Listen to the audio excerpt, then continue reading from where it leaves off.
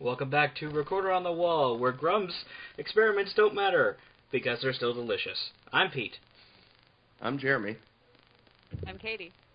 I'm Drew. And we covered the middle book of Martin the Warrior. Yeah, we're not doing any fanfiction for a while again, even though that was actually quite fun. It was. Yeah, that's the word for it. How's your head, Jeremy? Yeah, we have to ask, how is your head? It's pretty good, except for, sometimes I repeat myself. It's pretty good. Sometimes I repeat myself. Oh, shut up. You're hilarious. Also, for some reason, the room randomly just spins around, and I don't know how to explain it. That's called being intoxicated. Oh. Well, we're currently intoxicated. Anyway. Okay, who's been visiting Ambrose Spike? God, I wish. I mean, confession, I was a little tipsy during the fanfiction episode. I may have been nursing something alcoholic, too. So I definitely had one of those raspberry stouts beforehand. That's all right. I think on our other podcast, I've been on prescription medication repeatedly, and I literally don't remember specific episodes. That was Legend of Luke Book 2 for me. I was so much on cold medicine that I replayed it. I was like, wait, I said what now? What am I saying? I don't remember any of this. Welcome to Record on the Wall, where the episode scripts don't matter, because we forget about it anyway. Yeah. Okay. Welcome to Record on the Wall. It's like happy pills for your iPhone. Okay. So, yes, we cover the middle book. We're I have to say, there's more to do in the B plot this time than following Martin's group. Mm-hmm. Mm-hmm. Yeah, they seem to be actually co-leading. There seems to be like an A plot and an A plot, pretty much. Yeah. It's not so much a B... Yeah, it's two A plots, not an A plot and a B plot. So that gets confusing. So, we have quite a few new characters show up for this one. Let's see. Yeah, there's a bunch of villains, and we're going to go over the silliness of the names, but we have a lot more neutrals than I thought. And when I was working on our episode notes and figuring out how to classify everybody, I had some genuine trouble. Like, do I classify this person as a hero, neutral, or villain? Because some of them, I'm like, what are they? But let's go over them. We have, we'll start with the neutrals, because they're actually the biggest group here. That's kind of rare. We have, and I'm going to slaughter this name, the rabbit family. Hare family. The Murdoch? rabbits. They're rabbits, yeah. Oh. Yep. Yeah, okay. I actually made a note that they're the only rabbits so far that we've seen, the actual rabbits instead of hares that we've seen. Yeah, I was going to ask if this is the first chronological occurrence of actual rabbits. Well, Queenie at one point looked at some tasty rabbits off the side of the road. Oh, that's true. That's true. I mean, it was just like a passing mention, though, but... But he was lacking a nice candy for it, so, I'm sorry, that was terrible. Alright, so yes, we have Rabbit Family. We have Fescue Mildwort? Mildwort, right? maybe? Mildwort. Yeah. And they're twin kids who are gonna, they're gonna start rebelling in a few seasons here, pretty hardcore. Oh, yeah. Burnett and Buttercup. We're gonna get to them, but yes, they're... I'm not sure what purpose they serve in the story. Yeah. Other than, we meet a people. So, we have, in the swamp, we have the Dipper Bird. Or just Dipper. Yeah. And we have... I'm sorry. The purpose of the Murdochs, I believe, was to tell them about the Warden, because otherwise they wouldn't know about the... Oh, never mind, because it's in the riddle. Right. It's in the riddle, isn't it, that Polikin gives them? Yep. No, they do mention... No, well, it was in the riddle, but then they do ask them if they know the Warden. So what I did there was I made a point and then I contradicted myself. All in one. Okay. So Yes, we have the Dipper Bird, who is just this other regular bird who lives in the swamp. I think he's cute. Yes. We have the Warden of Marshwood Hill, and this is one of the ones I was genuinely challenged. What do I classify them as? The law. Because, yes, we'll go with that. We're going to come to the Warden. And then lastly, we have Gawtrybe. Gawtrybe, I believe. Gawtrybe. Yeah, that would make more sense. Gawtrybe. Yeah, this is another one of these. When I saw it as a kid, I always read it as Gawtrybe, but no, it's Gawtrybe. Huh. Yeah, and this again, time reading, I was trying to figure out how to pronounce it too. And again, I was like, are they genuinely neutral here? I'm not. I mean, they're chaotic neutral if we're going to play to the tabletop alignments, but I would say, jerks. yeah, I would say they're neutral because they do some stuff coming up in the third book that would slant them more towards good characters, but they do stuff in here that slant them more towards jerks. So, yeah. I don't know. And then their leader with a changing name. He's introduced as Wak, and then later Waka. Ah, see, that must have been edited in the audiobook because it's consistent all the way through. Surprised they haven't edited the Kindle version. Go figure. Then, on the villain side, we have... And again, I was genuinely conflicted here. What do I classify these guys? I'm the lizard and the amphibians in the marsh, in Marshwood. And it's like, in these swamps, and I'm like, well, this is the first time we've seen, aside from Asmodeus, this is the first time we've seen reptiles, and they don't talk. I would argue they're sentient, but they don't talk. Sentient. I was going to say, they're definitely sentient because, like, they obviously have an existing plan with the captives. They actively tried to hide them when the warden shows up. They're definitely sentient. Right. Yeah, they're just shy. But are they evil? I mean, they're hungry, and they kind of tie up. Go ahead. Go ahead. Oh. The nice off. Okay, I would say that they are more of like sort of an apathetic villain because, especially in this book, Badrang and Clogg sort of have more passionate feelings toward their enemies, and these guys are just kind of like, yeah, we got to eat. So it doesn't seem like they have any passionate feelings one way or the other, but they're definitely evil, and they would definitely eat Badrang and them if they could. So I think they're just a different kind of villain, if that makes sense. They kind of do fall into the Asmodeus faction of independent, but kind of everybody's their enemy. Yeah. Yes. That's what that fan fiction I read was about. People hunting those guys. Huh. Can't have neutral villains. So, we get a couple of new introductions, I would say, in both Clogg and Badrang's party on the villain side. And we see Crosstooth is new. Okay. Boggs the Ferret, I think he's new. I didn't have him previously when I was writing notes. Bloodnose. Yep. We have Wolf the Sea Rat. And most of... That's all on Clogg's side. Most of everyone else on Badrang's has been named at one point already. So yeah.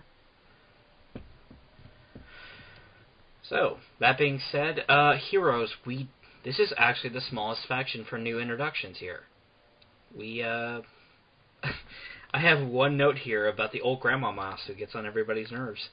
I don't know, I'd push her more towards neutral. Yeah, I would too. She's the fleet scut of this book.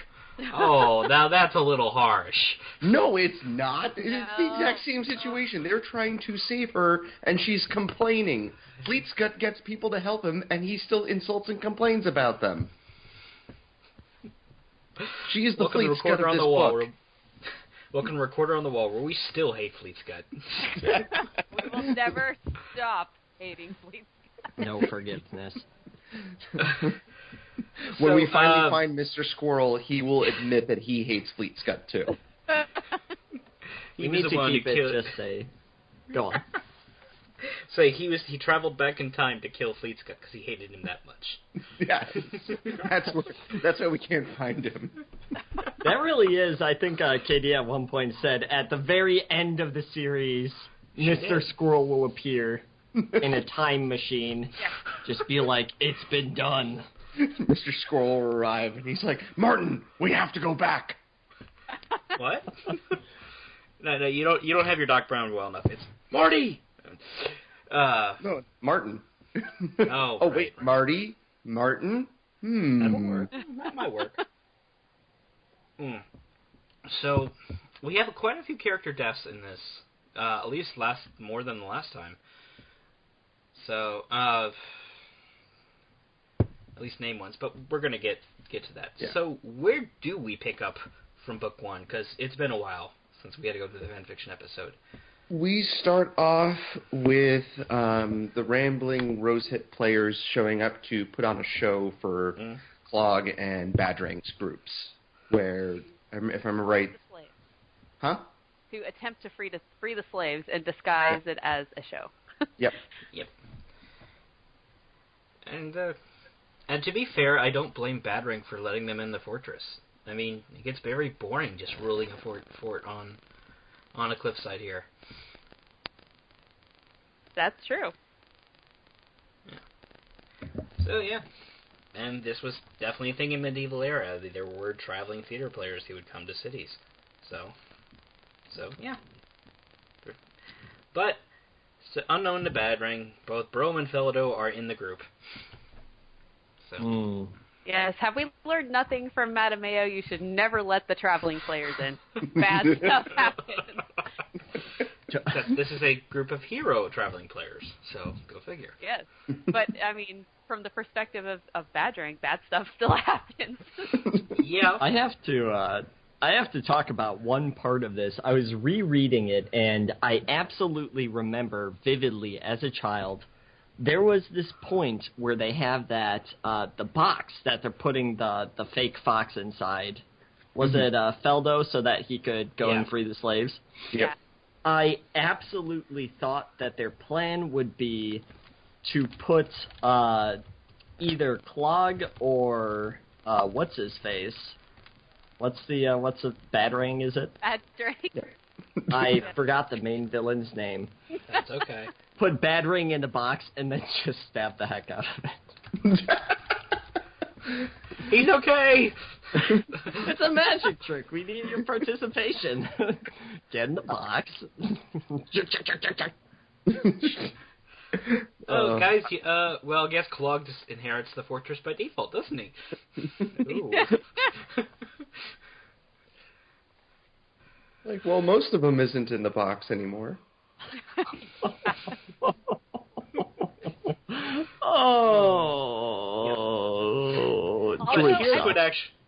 Here's what actually happens.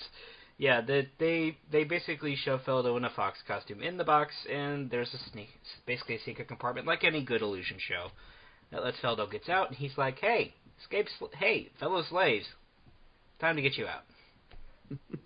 Do you hear the people sing the song of angry animals? Hold that thought for when we get to the book 3. Yes. That'd be more accurate.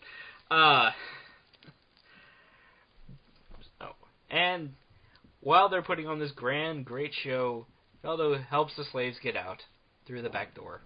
Or what did they do? I can't. Just through the front gate? I can't remember now. They climb over the compound wall, and I think did they go out the back? Or no, they. Yeah, no, I think they jumped. They had put like mattresses on the ground. That's right. Okay. Yeah. But just as the show is going on, all of a sudden, some random person, I can't possibly think who this could be, is shouting that the slaves are escaping. Which, I have to question the logic behind this, because we know it's Droop. You could leave with them. You could get out of there. Yeah. Why sabotaging them? Yeah. Because then he wouldn't get all the fancy wine and stuff. He'd have to fend for himself. Yeah. And he's not necessarily friends with them. I mean, at this point, if he went with the other slaves, they'd be more inclined to see to his good health, and he could run away. But the fact that he's choosing to raise the alarm and basically betray his fellow slaves, yeah, you totally deserve the javelin you get in your back. What? Maybe. Droop dies? Yeah, Droop dies. You cannot tell me you're that upset. Hashtag spoilers. Droop dies, everyone cheers. I just want the Super Smash Brothers when somebody gets knocked out of the stadium. Just woo! I was thinking the Hunger Games canon. Oh. Yeah, I'll see if I can't find something similar music and play that.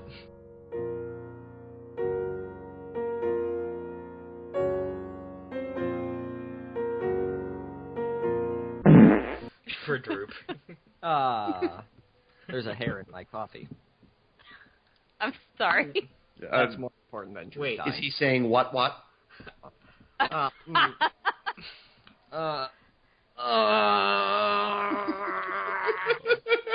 True, you okay over there?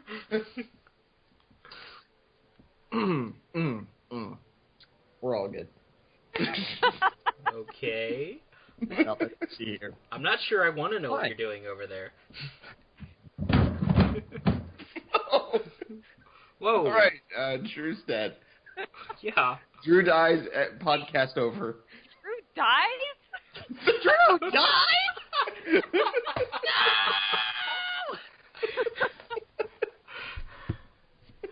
This is why our episodes are getting longer. We're putting more comedy into this. We go into laughing fits, and then we can't continue. We just have these silly tangents that we can't get out of. Yep. No. Anyway, so the slaves, about half the slaves escape, and Badrang just decides to chase after them. Yeah, which we but get a... before they go, the regular... Well, the Rosha players have to make their escape, so... Yep. Clogg is holding the Rosha players because Badrang is convinced they're in league with the slaves somehow. And Balal says, "Hey, Clogg, you want to see us all disappear?" Yeah, Clogg, the greatest captor of all time. You're gonna stay here no matter what. Oh, you want to show me a trick where you all disappear? Well, go ahead. Bonk. Okay, it's like the one thing you don't want them to do. All right. Yes. And yeah, they just all the players take out a thing of wood and bash all the women around them. And they run away. I love stop them! It's a trick. Of course it's a trick. I told you it was a trick. And I just get this image of Clogg just kind of standing there like an old Looney Tunes, and he just see sucker on the screen. And we also have another Vermin HR moment here because Badrang is like, the slaves got over there somehow, so he's like throwing people like off the compound because not knowing that the mattresses were moved, and so everybody's like, ah! And Vermin HR is like, sir! They fall on plenty of soft things, a.k.a. Clogg's crew. Yeah. This might not be the best move, sir. You might want to reconsider. I don't know. I think Badrang and Clogg need to start their own like comedy troupe with all the comedy of errors that go on around here. Yeah. Yep. While this is going on, Martin and his crew come to the bunny family we mentioned earlier. Yep. Where they're stopped by the deadly and dangerous Mirdop, which we find out is just a big doll that Rose tackles and beats up. And Martin laughs at her while she's doing it. Yep. And then I love this moment with Martin where he was like, "Don't worry, I defeated our enemies. I took a page out of your book, Rose. I used my voice." And I just imagine her thinking, "Oh, so you sang gently to soothe them?" And he was like, "No, I screamed at them at the top of my lungs." Did we skip that part, or was that in the last book? We did skip. Oh yeah, we did skip a moment. Actually, we find out this is the B plot. Oh my goodness! Drew, They just keep on coming. Yeah. Okay, just making sure you're still over there. We haven't heard you from you in a while. Oh, I was just thinking with Mirdop, the first introduction, where he's just like, I am the Mirdop. Just, what is your name? What is your favorite color? Martin, red. Okay. Go away, scary mouse. Grum the Growler.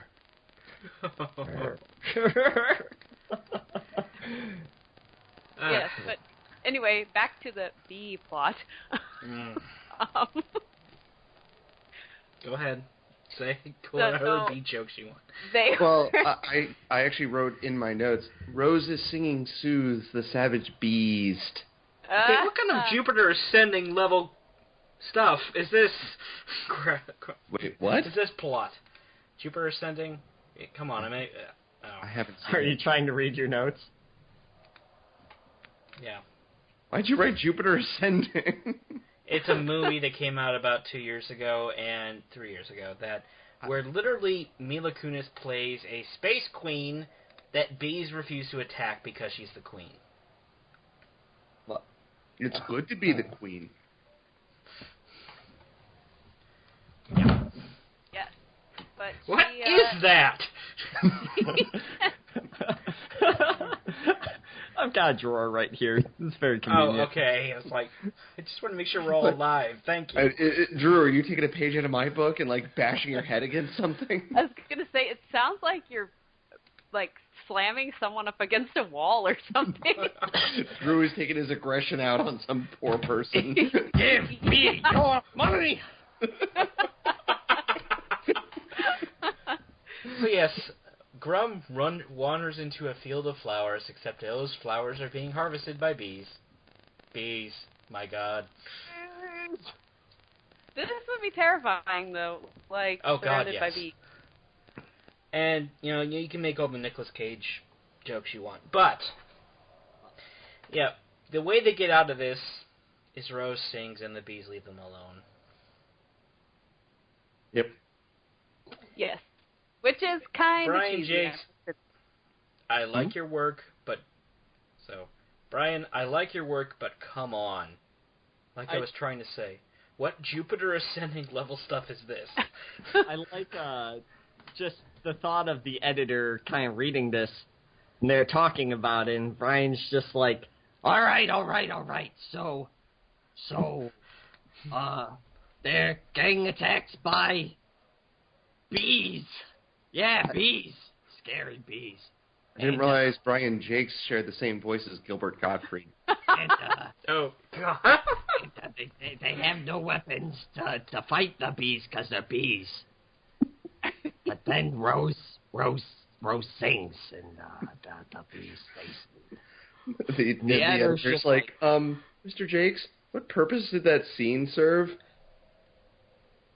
Silence! I wrote myself... Rose voice good! I wrote myself into a corner with the riddle poem. Give me a break. It deserved to be a tender scene where Martin gets to marvel over Rose's voice and awkwardly hit on her. Mm-hmm. Hey, baby. I could have listened to your song forever. Your voice puts bees to sleep. The next part of this joke is PG-13 and up, so... I will not be saying it. No, you do know, in this part of the book, we do learn about the birds and the bees. Oh, that's hilarious. I could just now picture Pete attempting to strangle his monitor. No, I'm face palming. It was one of the two. Yeah, right. Back to the bunny family. I would like to point out that my dog just snorted and shook her head.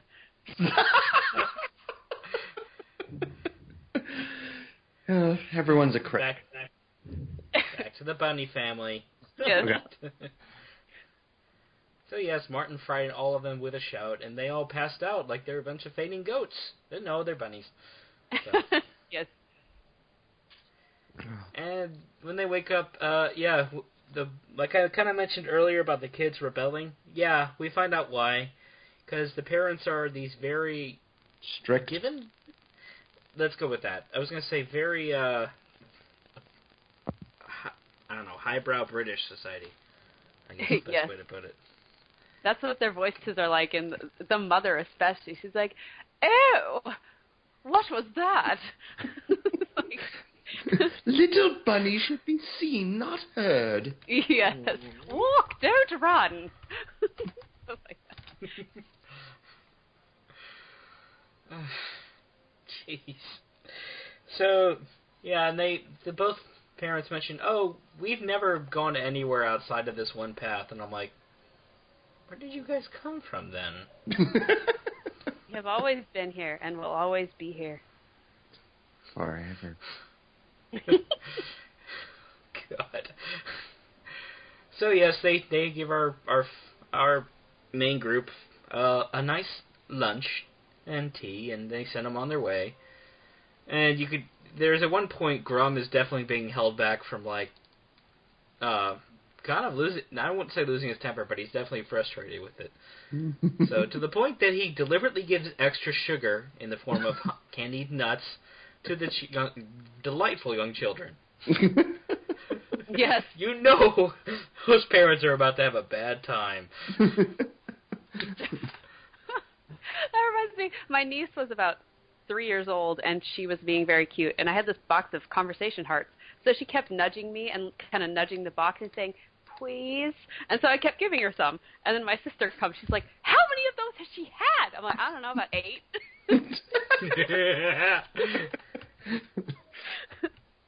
She was being cute. I'm sorry. We do find out from the bunny family that, yes, cannibals, lizards are on your path, and you should go talk to the warden. Yes. At least before the kids get into a sugar rush. So. And we then go back to, it then cuts back to the escaping slaves, which they realize that during the whole hubbub, Celandine is gone. Huh? Oh, dear. Oh, yes. And I like the part, so they're discussing where she could be and trying to find where she is. And Barkjohn goes "Oh, I did see her. She was such a pretty young thing. The nicest looking squirrel I ever met." And he keeps going on about how pretty she was. And I'm like, Barkjohn, aren't you her dad's age? What the heck, dude? Yeah, kind of stop with the creepiness, old man. Yeah, and it's also they're trying. Barkjohn's a cradle robber. My mind ran to Sean Connery in the third Indiana Jones, honestly. So. I haven't seen it. Pete's old. I'm the same age as Jeremy. We're born in the same month, same year. I just haven't seen a lot of movies. Jeremy's young at heart. You mean I'm immature? Yeah, we'll go with that. And we cut to Clogg's group, which is searching for them, because Clogg is like, "All right, we'll find the slaves, and I'll keep them myself." And Badrang's like, "Yeah, you go ahead and have fun with that. They have no food. They'll bring them right back to me. I'm a genius." Yeah. And you know what? I got to address this because why not? It's a good time. Mm-hmm. Of all the villains we've seen, except maybe Vailu Deskar, but we'll get to him in a second, both Badrang and Clogg take an active role in what's going on. They don't delegate. They fight on the front lines. Yep. It's like, huh. Cluny didn't do it. Slagar sure as hell didn't do it. Nope. And, the Wildcat. What's his name? Ungattrun. Thank you. He sure as heck didn't. Nope. So. Vailu Deskar was a step down from this, though, because when his entire crew was complaining and screaming about ghosts and lack of food, he's saying I want the treasure. I want gold. What do you mean you can't eat? Chew on the floorboards. I want my treasure. Yes. Yeah, but no, Clogg and Badrang, they they lead from the front, so yeah, they may be bad guys, but bravo. At least they're willing to do that. Yep. So we find Celadine kind of isolated, and because Clogg's crew found her first. So I want to mention how much I love this scene. Just because of the dialogue between Clogg and Celandine. Yeah. Clogg's just like, oh, don't be afeard of me, pretty little bird. Soon you'll be singing just for me. And Celandine's just like, be gone, you great ugly toad. Not upon near me. And Clogg's just like, And before this happened... And I like the comment of, Clogg always figured himself as a handsome beast. A handsome buccaneering beast, even. Yes. Oh my. never I would rather die. Then she pulls a pocket sand moment. She's like, ah! Run! Book it, Badger. And so Celadine's being threatened by Clogg, and she manages to distract them long enough to run, and of course they chase after her, and oops! Where'd that javelin come from? She's a magic beast. Oh, yes. Like that. They immediately think sir? That javelin came out of nowhere, and yeah, he got it. That other guy got impaled. Oh yeah, who was it? Oh, it's Floater who takes the hit. Yeah. Oh, Sinker's gonna be upset. Yeah, well, No, he's now going to join Sinker. Sinker already sank. Oh, right. Yeah, I commented it's like too bad he wasn't his Uncle Flyer. Then it would have been better. Because he was climbing up the cliff when he found him. And then right, who else goes down? No, I was laughing. Okay. Who else went down? Crab Leg? Oh. Yes, and Wolf got injured, but he didn't die. Yep. No. Wait, Crableg died? Yeah. Is that a surprise? Crableg died? I figured that's where you were going. Yep. His cousin Red Lobster is very sad. Jeez, Murphy. Oh. Well, thank you. Now I want a Red Lobster cheddar biscuit. So yeah, Celadine gets rescued by Felado, and she's still being extra flirty. Yeah, she and even it is awkward. She quickly recovers too. She's like, I knew I would be okay, and they're like, oh, no, you didn't. You knew you were in trouble. She's like, no, I knew my Feldo would save me with his wonderful javelins. Oh, I pricked my finger on one of them. Yes. And I love here how Feldo is like, excuse me, got some in my throat. Feldo is like, kind of like he was saying, I'll free her or die trying, but that was nothing to do with her, really. I think if like, he had left his, I don't know, he left his iPhone in Badrang's port, he would go back and get it just for an excuse to make some trouble with Badrang. Yeah. Okay. Well, that begs the question, without spoiling... Sorry. I don't know, that's the first thing I could think of. Oh, dearie me, I think I lost the tail clip. Yeah. In the old port. So, that honestly begs a question here, though, and without spoiling Book 3, people. Are Felado and Martin on similar paths? They escape together, they both land in separate parties, and they both have a female interest. Except Celadine is trying way too hard here. I think it's just a one-way interest with Feldo and Celandine. Like, we're told he's blushing his head off. Well, yeah, because he's he's awkward. I think, part of that is he just doesn't know how to react.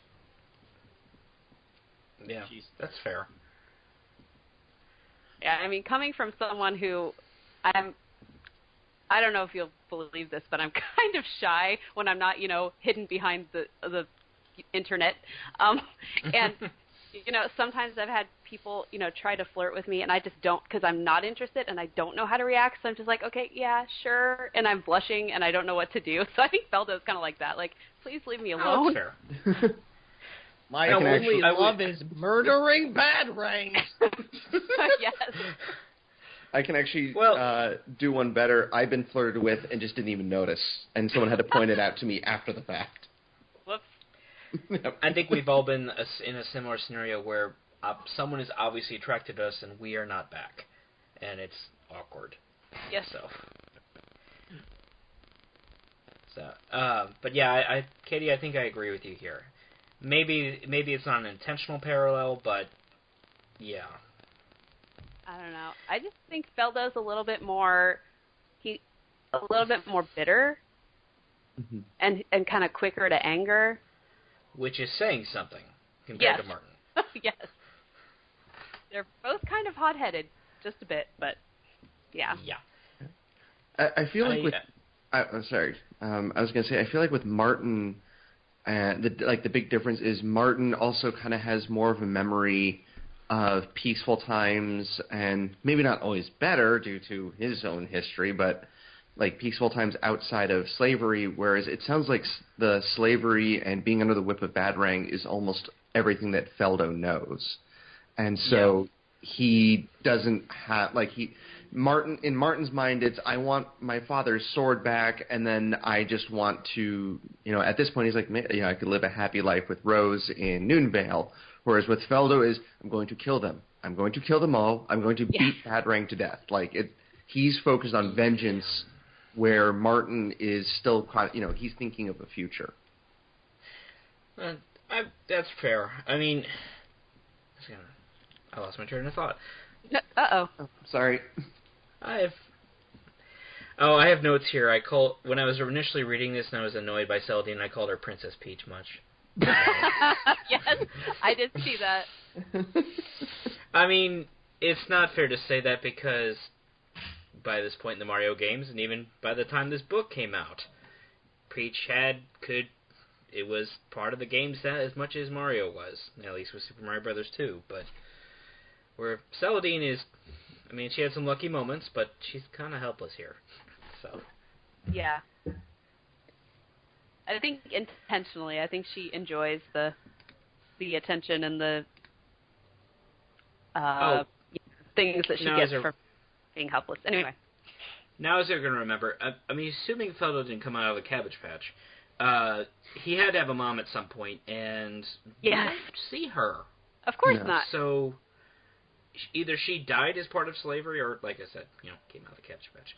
So I'm going to assume, I think it's very safe to assume she's dead at this point, because otherwise why would Barkjohn be very focused on the pretty young squirrel? Yes. Yeah. I have to agree with that. So. But, back at the B plot. Yes, I've corrupted him! Good job. So, Martin and his group are camping at the side of the swamp, and they get captured again. We need a counter. Get here. Good Lord. Poor Martin. Good Lord. He goes through a lot in this book. Yeah, and it's funny. They don't get No, go ahead. A little bit before this, they're getting ready to go to sleep, and they see the two slow worms, and Palom is like, "Oh, those can't hurt you," and I'm like, "Oh, wow, this is foreshadowing. Something bad's going to happen involving those slow worms." God. What do I feel? I know we'll be getting to this one next, but what I have a feeling in Mossflower when Martin's thrown into a jail cell, he's like, this again. Yeah.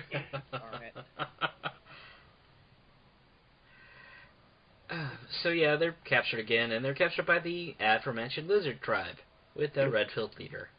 So, and yeah, I mean, there's not a lot to say here. They basically say they keep him tied up, and they give him mushroom porridge, and to basically fatten the people up. So. And they notice that the lizards have a book that says how to cook humans. Yes. Or mice, I guess, in this case. If we're following along the Twilight Zone thing, it'd be to serve mice. So. Yes. For some reason, this doesn't make sense to me in this whole animal kingdom business, because the entire point of essentially the whole herbivore-carnivore dichotomy is how much energy it takes to, like, capture prey and then how much energy you gain by consuming it. And they're feeding them porridge. It's like, just eat the porridge. Maybe they're allergic to mushrooms. Maybe they enjoy the flavor. Betcher. Oh, no. No. Oh, no. No. That thing None of that. Man. Wow. Shame on you. That takes me back. That was around when I was in high school. And I'm also old. Yeah. You guys are old. We're old. Keep it hip Shut up up. in Plan here. my birthday next Back month. in my day... Oh, back in my day, it took 5 minutes to download a GIF, and we liked it. No, we didn't. No. I mean, I call the modem era the dark ages of the internet for a reason. Oh, Yes. you don't miss that? No. Yes. No, I I don't. remember that space pinball game that was on every computer. Nice. Have you guys seen Yeah. Paul Blart's Mall Cop? I have not. I've No. heard of it. Oh, anyway, speaking of segues, Oh. Can't blame me for that one. No, I can't.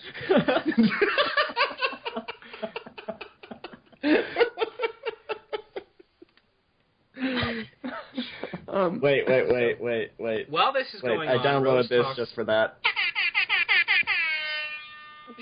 What was that? I have no idea. All right. Anyway, so I do like. So as they're being fattened up, Palom brings it up. He's like, maybe they're trying to fatten us up, and all of a sudden they're like, oh. And we get the Oh, big. hi, Dipper Bird. You're a nice change in plot. Yeah. And, yeah, again, I'm going to pull one of my jokes out here that I call the... Apparently Rose can speak whale. Because Yes. this is straight out of Dory and from Finding Nemo and being able to speak well. Because she literally can turn to the Dipper Bird, can understand what it's saying, and says it right back to him. So...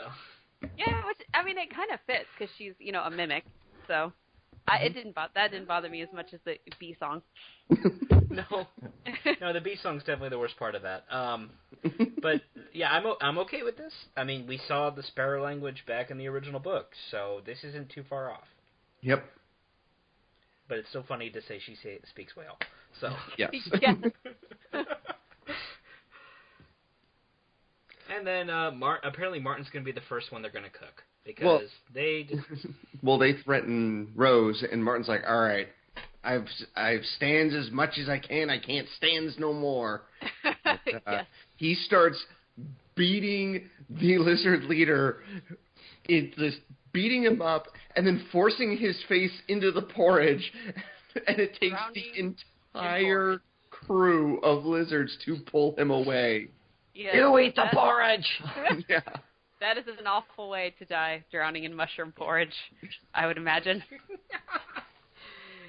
Yeah. And so yes, they're about to cook him. Well done. Maybe a little rare.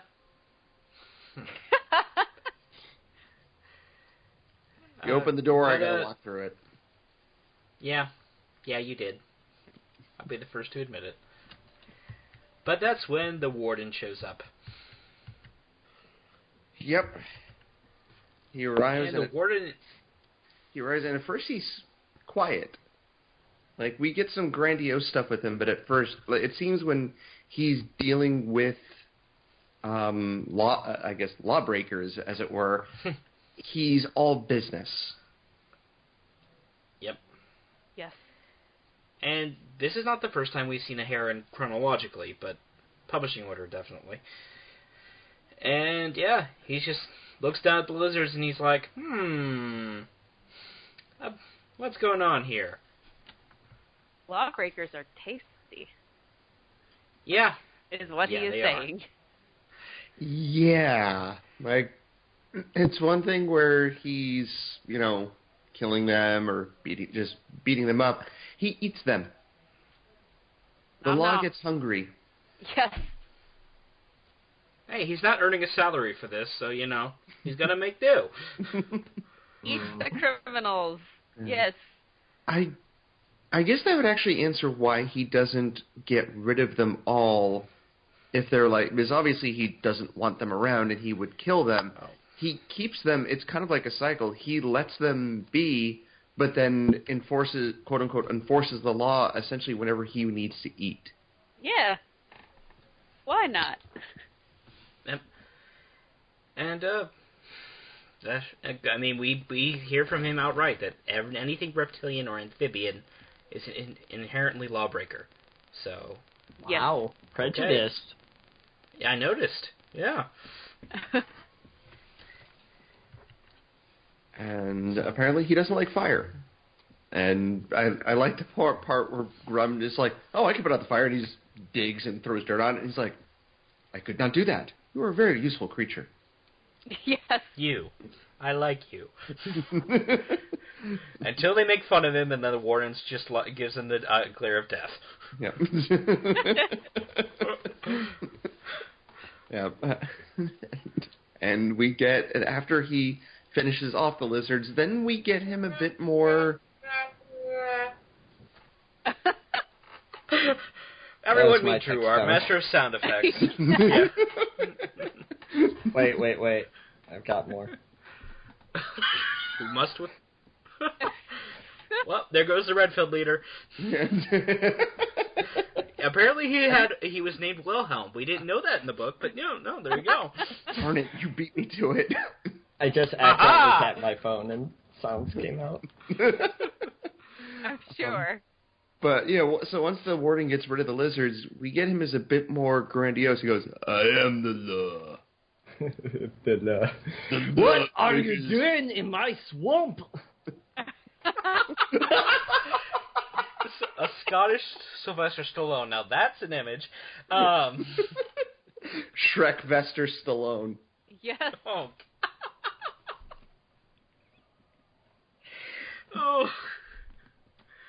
Oh, wow. Yeah, well, back at the other plot. Yes. Brome decides it's Talk Like a Pirate Day. And apparently in Brome's mind, talking like a pirate means just more apostrophes. He's like, I must shorten every word. Yes. Yeah, it's actually, Clogg's kind of the leader in that, but most of the villains are actually pretty well spoken now that I think about it. Yeah, and there are also 2 assassination attempts that happen around this time. Yeah. This is another, good comedy. Yeah, it's because apparently these guys, as much as they hate each other, they sometimes think along very similar lines. Yes. And, so much for repairing this friendship. Yep. Actually, speaking of how the characters talk, I like how they make it a point that Badrang kind of slips into that pirate talk when he first deals with Clogg. But at the very beginning of this book, it's pointed out that he's now acting all sophisticated because he no longer needs to keep up the guise because he doesn't care what Clogg thinks of him. So, yeah, as we mentioned, Badrang is, he just needs Clogg out of the way. Yeah. So his choice of weapon is poison, and, again, this fits in character. When Clogg confronted him earlier, Badrang had archers with poisoned shafts. Tips. Whatever. Poisoned arrows. So this is Sister May to a whole new level. Mm-hmm. Yep. And Clogg, on the other hand, he likes sharp things. Yes, he does. Well, it fits their personalities, where Badrang is more cunning and wants to do this in a more sneaky way, whereas Clogg is more direct. It's just throw a knife into his back. Yeah. Mm-hmm. And they do delegate with this one. They do, and I have to say, if I were Badrang, it's smart to delegate, but it might have been better to do this himself. Well, as we quickly find out, it was probably a good thing he didn't try doing this himself. Yeah, that's a good point. Because, let's see, Oilback is the knife thrower. Garad is Badrang's. I think he's a rat. Gawtrybe the rat. Messenger of death. Yes. Harbinger. Yeah. And Oilback is not a very good name. one wonders how you get that name, but I don't know. Yeah. I don't know if I want to know. Not washing your hair for a while. or maybe Yeah. he's the cook. You know, and he spilled oil on his back. You know. Ow, I hope it wasn't hot oil. Ouch. That stuff hurts. Okay. Anyway, Oilback basically sees someone leaving the main compound and assumes it's Badrang, and there's a knife in his back. How, He's like, Tigerad. He's not very bright. I was going to say, why would you just assume that the first random creature you see is Badrang? It's like, oh, that must be Badrang. I have no logic to base this on. However, I'm going to throw my knife anyway. Yeah. Almost with like an alternate cut of this where he's like, darn it, that wasn't Badrang, and so he like pushes Gawtrybe over to the side, and like someone else walks out and he kills them, and he's like, darn it, that's not Badrang either. It's like by morning there's just this big pile of horde beasts. Yes, Vermin HR is like, what happened here? Wasn't Vermin HR on the boat? Oh They yeah, were on fire. Vermin HR was on the boat. Whoops. Oh, They yeah. swam back to shore. They're fine. Well, some of them. Just a little fire. It's still good. Just a little crispy around the edges. Hey, It's a good thing not even Oilback fire wasn't on can- the ship. Not even fire can stop Vermin HR bureaucracy. Yes. Hey, if Unget Drunk can't do it by throwing them out the window, yeah. They just keep popping back up. You're going to be around for the whole series. Oh, yeah. Actually. Like, we will find someone who can fill out this W-2 form. Yes. Well, yeah. So Oilback grabs the poison drink, right? Yes. But that's when he runs right into Brom and Kayla. Who are trying to free the slaves, and this whole sequence is just really funny, and I like this is like the first one we've read so far where we have moments where the horde beasts are actually interacting with the heroes, and because like they're sneaking around, they have casual conversations with them, and I don't know, it feels like there's more depth to some of the villains in this one than in the previous stories. Yeah, you just kind of get the sense that these are just guys doing their job. Yeah, I would agree with that. Well, Brom actually makes it inside the fortress by just, as we said, he pretending himself a pirate, and he helps the guy who got injured earlier. What's his name? Yeah. Love. Brom is just so sweet. Like, I don't know. I like him a lot. He's just like, I'm going to save everybody, and he's like, this rat, and he does use him to get into the fortress, but he actually does help him. Like, he binds up his wound and stuff. Yep. Mm-hmm. And then he knocks him right unconscious. Well, Yeah. Kayla drops a sandbag on Wolf's head, and then as they're preparing to go rescue the slaves, Brom then gently removes the sandbag and puts Wolf's head on top of it like a pillow. Like, he's so kind to even like the villains. Yes. He's sleeping. Let's hope that's all he's doing. Wolf But, died? yeah. That you're gonna be... No, he does not. As far as we know. That we know of, I was going to say. But then we get a great moment where, Brom and Kayla run into Oilback, and they're like, well, we're taking the slaves into the pit per Badrang's orders, and Oilback's like, yeah, I can't trust any of those evil pirates, which I'm totally not one of. Here, I'll see you guys. I'm going to go check out things outside. And then as they get to the slave pit, one of Badrang's crew, Bluehide, starts like questioning them. And so first Brom yells at him, then Kayla yells at him, and then Oilback literally goes, hey, watch this, and starts and yells even more stuff at him to the point where Bluehide has no idea what is going on. Yeah, poor guy. And so he's like, all right, fine, go in the pit. What do I care? And so they go in, and Oilback's like, I'm just going to make sure none of those pirates are around, and sneaks away and goes, oh, thank goodness I made it out. Man, I'm thirsty. Yep. And that's the Given end how of much Oil. poison we're told that Badrang put in the wine, he probably went quickly. Yep. I at least hope it tasted good. Yeah. Maybe he used iocane powder. Tasteless, odorless. Doesn't mean not painful. Yep. So then they try to get out, and this is where we get introduced to the fleet scud of this book, as I pointed out earlier. Yes. Gume. Yes. Oh, like, I don't get, like, she constantly complains, like, why do we have to walk over to the pit? Like, did she complain to the slave masters, too? Why do you have to whip me so hard? Well, why do I have to do all this work all day? Yeah, Like, what a bowl. Yeah. Oh, specious much? Ouch. God. And, yeah, I mean, it turns out she may not be completely far off with complaining, because by the time Brom and Kayla get all the slaves down into the prison pit and start out the escape tunnel, they find that the other end's blocked off. Yeah. Grum, your brilliant hiding of the tunnel has doomed us all. Well, and they do point out that it wasn't ever meant for, like, 30 people to go through. Yeah. It was a quick makeshift thing just to get at those three out, and that was it. Mm-hmm. Yeah, Kayla just...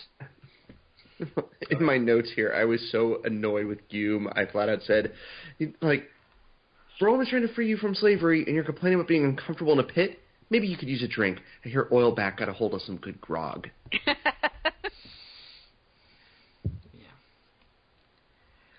So, yeah, then Kayla's like, it's not, oh yeah, it's caved in? Well, I'll show this caved-in tunnel. Yes, he goes a little bit berserk. Yeah! Local otter fights the earth. Wins. Mm-hmm. And, they bust out, and they get all the people out. Yay! Yep. Yay! And now they gotta Except run. that, Badrang's kind of gonna notice when he knows there's no slaves around, right? Yeah. Well, it was like the two leaders wake up in the morning where Badrang walks outside as he hears like an alarm about the pit being empty, and he sees Gurad on the ground, and he's like, oh, God, darn it, this didn't work. And so he's like, go hide him in the pit, go and check it out. And then Clogg wakes up and finds Oilback dead after drinking poison. He's like, oh, shoot, Badrang found out. Quick, hide the body, hide the body. And then they both see each other like, hey, how's it going? Try to murder anyone lately? Oh, no, of course not. Yeah. Why do that?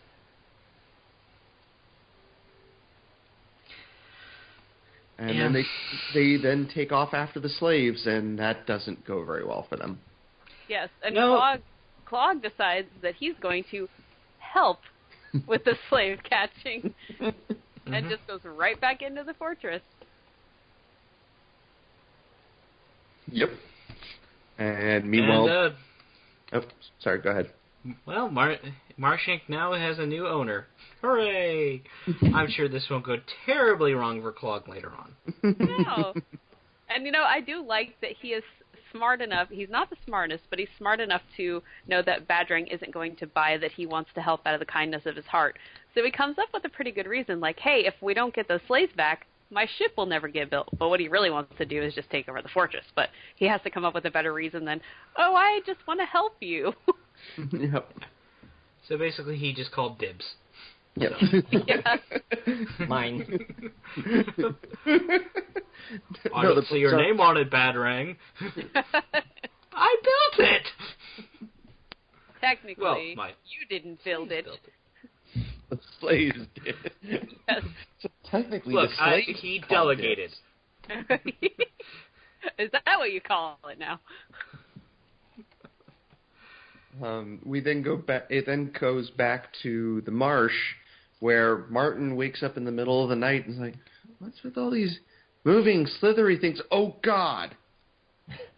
And we then get a scene where Martin almost single-handedly kills the 2 slow worms and then beats up 2 snakes to the point of unconsciousness, one of them being an adder. Yes. Like, holy cow. And I don't understand what the purpose of this is other than to have Martin beat more people up. Yeah, I was thinking the same thing, because literally every chapter with Martin starts with Martin waking up and like, whose ass am I going to kick today? Like, I don't have to believe that. Oh, I'm sorry. To beat up Don't worry about it. Well, to be fair, you know what? Maybe that's why Feldo is angrier than Martin, because he has less things to take his aggression out on. That could be, yeah. And all he wants to do is just go beat up the people at Marshank, because otherwise he's just stuck in a theater troupe that are just doing theater all the time.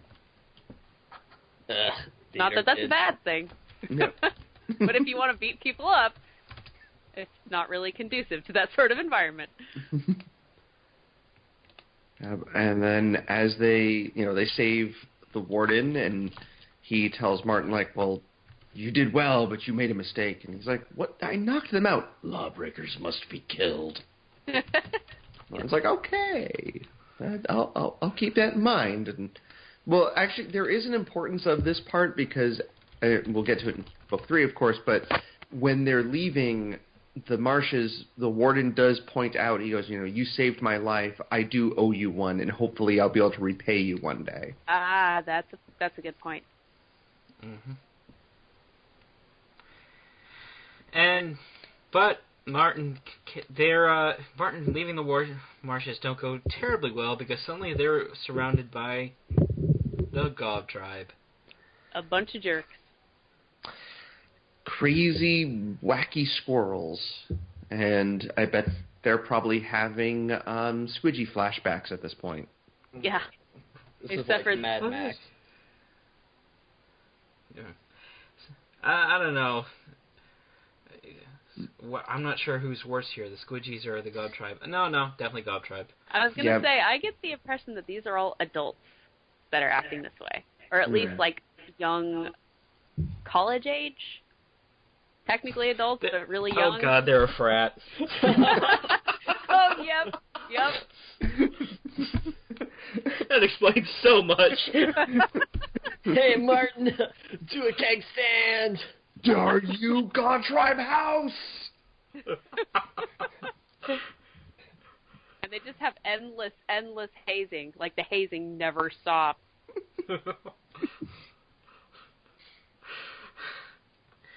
Oh, man. They do, and they finally have, like, their leader, I'm just going to call him Wacky. Wacka, I believe is how you say it. But. Yeah. I'd make a Final Fantasy X joke, but no one's going to get it, so. No, sorry. No, I would, but... He just wants to play Blitzball. Oh. All right, I made my joke. Moving on. So the leader of the tribe challenges Martin or at first he says, like, Martin, give me your sword, I'll let you pass. And Martin gets pissed, and he's like, all right, I already gave up one sword, not giving up another one. I will kill you if you try to take my sword. And we then get the leader going, well, okay, fine, I'll fight you. How's that sound? And Martin's like, I was going to say, Martin, the last time you said no one takes a sword from me, it did not go well for you. And now you're outnumbered by more than 50 squirrels who would be happy to kill you if to be fair, it does go better for him this time. Yes, Much. And he has a pretty girl to impress, so maybe that made all the difference. Well, it didn't do his grandma any good. No. Oh. Bye, Grandma. So Martin then gets to face off against the Gawtrybe leader, and we get an occurrence of blood, wrath, and a mouse. Oh, yeah. It's not named, but they flat out say that Martin's eyes are, like, covered in a red haze. Yep. And, yeah. Rose has to talk him down from it. Like, hey, Martin, kind of scary. Yeah, like, Martin really, really beats up this squirrel. He he almost kills him by, like, he almost chokes him, pulls his ears out, almost rips his ears out of his own head, and then starts just bashing his face into the ground. Yep. And my mind just ran to from the Christmas Story, where of the beating up the bully. Oh, yep. Yeah, but no, it doesn't quite translate. But yeah, and the Gawtrybe don't really they don't make any move to help their chieftain here. He just kind of sits on the ground there, bleeding. Yeah, poor guy. You kind of feel sorry for him a bit. Yep, and his tribe just like, well, sucks to be him. Yes. And they start then mimicking what Martin did to him by jumping on each other's shoulders and starting to rip their ears out. So, okay. Yeah, these are slightly unhinged frat boys. Yep. And girls. Yeah. I think there are some girls, too. I mean, we have to presume, yeah. So, yeah, the beating up their chieftain doesn't exactly earn the main group any brownie points with these psycho squirrels because they show up later. Yep. We do get hints of another character that's to come, Boldred, which they don't know who Boldred is, but when Rose says, like, threatens him saying, like, I'll tell Boldred, all of a sudden they stop moving for a minute and we're like, Oh. Yep. Yes, and we do find out it's a she because they're like, oh, she's not here. Mm-hmm. So some sort of formidable female. Yep. And, but it's not enough to keep the Gawtrybe basically saying, we're going to chase you and kill you. So, yeah, can we get with that, please? Yep, and the chap... And it's a game to them. Oh, yeah. Yeah. We get Martin they say, like, the game is you climb up the hill and we'll run after you and then throw you off the side. And Martin's like, I don't think we're going to like this game. But then he then tries to trick them and says, like, well, how about, he, like, puffs them up and is like, well, you're faster and better climbers than us. They're like, yeah, we are, yeah. So, well, then it'd be a more fun game if you let us get to that ledge and then I'll call out to you and then you run after us. Be a good game. And we then find out that Martin's not exactly true to his word when his life is at stake because they're like, well, I guess you should call down to them now. And he's like, let them figure it out. Let's keep moving. Yep. And they kind of sit there with slack-jaw faces for a few seconds. Yep. And then they realize, oh, wait, they're not calling down to us. And that is where the book ends when they're being chased by this mob of frat boys. I mean, it's not like we know Martin shows up in later books or anything and has to have co-found Redwall. So, I mean, we know. I'm sure he's going to be a real threat here. Martin dies? Oh, jeez. You know, we all die eventually. Yep. Legends never die. Well, I mean, we do see Martin come back as a spirit to haunt Clooney's dreams, so, you know. At some point, I am the ghost of Martin.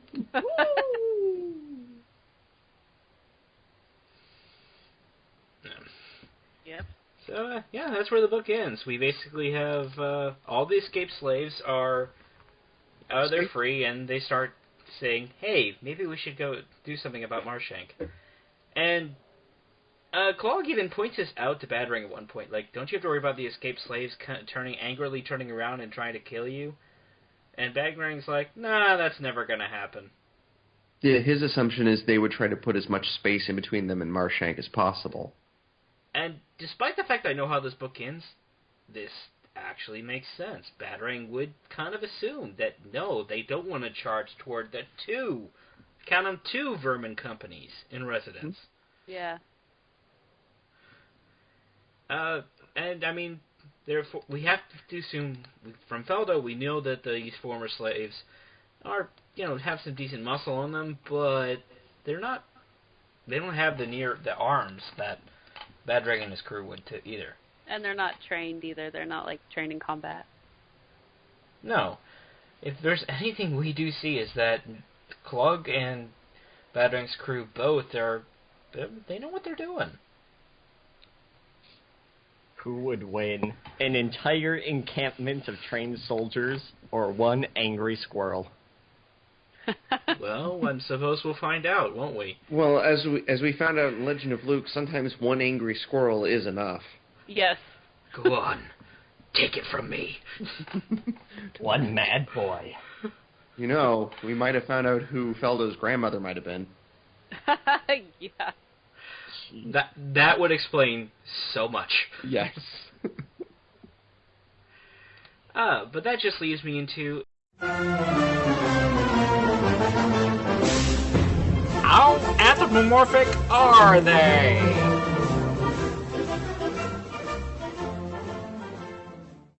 So yeah, how anthropomorphic are they? Very. In this case. No, I'm talking straight on the cover. Yeah, Martin holding book. the sword. He's walking on two legs, he's holding the sword, and it's both the United States and the U.S. cover. Much less the individual chapter art is pretty darn clear. So yeah. What else did we get out of series lore here? Oh, you know what? We actually did miss a character death. Oh, we did? Hilgors, the hedgehog. Yeah, Hilgors, yeah. Oh my god, yeah, we completely forgot about him. Yep. And he goes out like a champ, too. Like, he gets hurt and then starts swinging around a brick on a rope and then just dive bombs Badrang's crew. Yeah, and I think he, like, gets struck with 3 arrows and still keeps going. Yeah, he's a champ. Yeah. I regret making fun of him in the first book. We were? Oh, I did. I remember Katie introduced him, and I was like, oh no, we can't forget Hilgors. Well, we didn't. Well, actually, we almost did. We almost did! Yeah, again! Sorry, Hilgors. In our minds, in our hearts. Yeah. Every night in my dreams. You're still swinging a brick. Oh, God. My Hilgors will go on. God.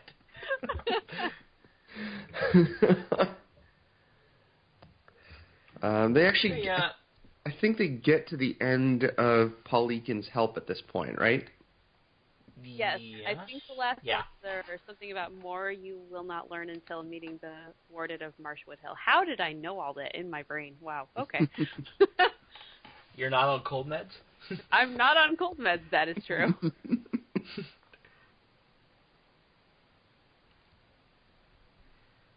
Yeah, and yeah, that's the bookends. What else? So yeah, they went through all the riddle poem. We saw Martin in full-fledged blood wrath. Okay. There's a few. The songs aren't as like keynote to the plot here, although it is kind of fun to watch Grum sing again. I like the warden's. I like the warden's reaction. Rose is a much better singer. That I know. Yes. And I will say the tunes of the songs in the audiobook are very catchy. Well, good. Yeah, I'm fine with the songs in this one more so than in Lord Brocktree and Legend of Luke. Yeah. Red of Legend of Luke. Like, with those, it felt more like time wasting. In this one, it just feels like a natural part of the story. Yeah, I think the Ballad of Noonvale that Rose... The only thing I liked about the bee singing was the actual song she sang, because I thought the words were beautiful and the tune was beautiful. Yep. What else? Oh, food porn. Grum's cooking. Now, look, yeah. The good dude is talented. We can see he makes this sort of sticky cake that they take as a regular ration. I want that. Yeah. And what else? The only complaint I have here, it's like, I get you need to feed your crew here, Grum, but is it really that smart to experiment with new recipes while you're traveling? And you have limited rations. Well, I mean, if you know what you're doing. Yeah, Which and he and clearly does. he does. Yeah, So. and he's able to make not only something new and tasty, he makes enough of it that he even says, like, we can use these as we're going. So he actually does a good job of not only making do with what they have, but essentially giving them energy bars to munch on as they go. That is true, yeah. I mean, there's a lot of them traveling from point A to point B we don't see in this book because, we were told, oh, they woke up, and then they stopped at this place at lunch, and then, okay. And then they got knocked out, and then they woke up again. Yep. Yeah, but maybe a little less brain damage. I mean, the lizards didn't knock them unconscious, but they definitely choked them in. Okay, I'm going to shut up. They also dragged them until they fell unconscious, too, so... Yeah, that brain sounds damage. terrifying. Yeah. That's like the stuff of my nightmares, to like be dragged along and have no control over where you're going. And dragged along by the neck, too. Yeah. No. Thank you. What else? So, what could possibly happen next? What could possibly bash Martin over the head next? Fan theory. There will be a battle. I mean... I'm predicting. Probably somebody's going to sing a song. Yeah. Yeah. And they'll probably get knocked unconscious by some means, whether physical or chemical. Hint, hint. Mm-hmm. And who will win, Badrang or Clogg? It reminds me of, what's it called? There's a show called Archer. Has anybody seen Archer? I've heard of it. Yeah. I've heard of it.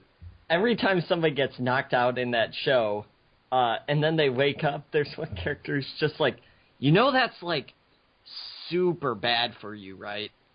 And every time somebody gets knocked down this, I'm like, that's like super bad for you. Well, brain damage. yeah. Yep. Yeah. I mean, it would explain a good thing why Martin falls in the blood rash so easily. Poor guy.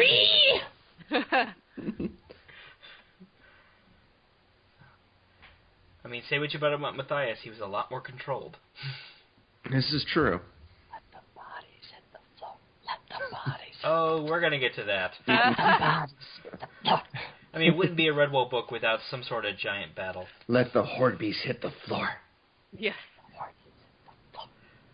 And then there's Vermin HR just walking out the front door throwing papers over their head, because they're done. You know what? We'll show up in the next book. Maybe then we'll have a better life.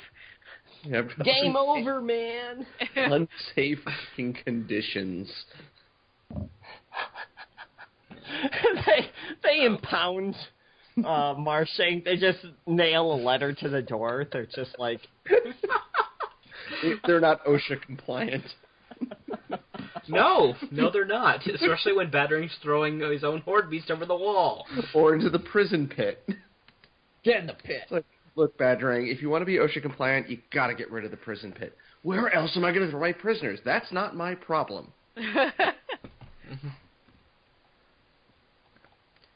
Okay, then. Well, we're all set for book 3. Yep. I don't know. Is anyone ever ready for Martin the Warrior Book 3? We'll find out. Are you okay over there? You're acting like there's going to be some big hero deaths. What did you say? You're acting like there's going to be some big hero death that we're not all emotionally prepared for. No. That could never be. Of course not. Diggs loves us too much. Yep. Oh, wait. I mean, we're not going to get... Smart warrior. Huh? What? Martin died? Yes, he does. Okay, well, folks, as always, thank you for coming on. We'll see you in 2 weeks for the next one. Bye, everybody. Good Oh, night. wait. We need to tell where they can find us online. Oh, yeah. Oh, yes, we do. Go ahead, Jeremy. You can find us at recorderonthewall.com. We are also on iTunes and Google Play. We also have a subreddit on the Eulalia Reddit subreddit thing. Well, we post on the Eulalia subreddit. Gotcha. I'm not familiar with how Reddit works. And I believe we're mentioned on the official Redwall forums. Yeah, we have a thread there, too. This episode was sponsored by fanfiction.net. Oh, God. Supported by listeners like you. PBS kids. Oh, well, on that note, goodbye, everyone. Bye We'll for see you real next now. time. Bye. Next time.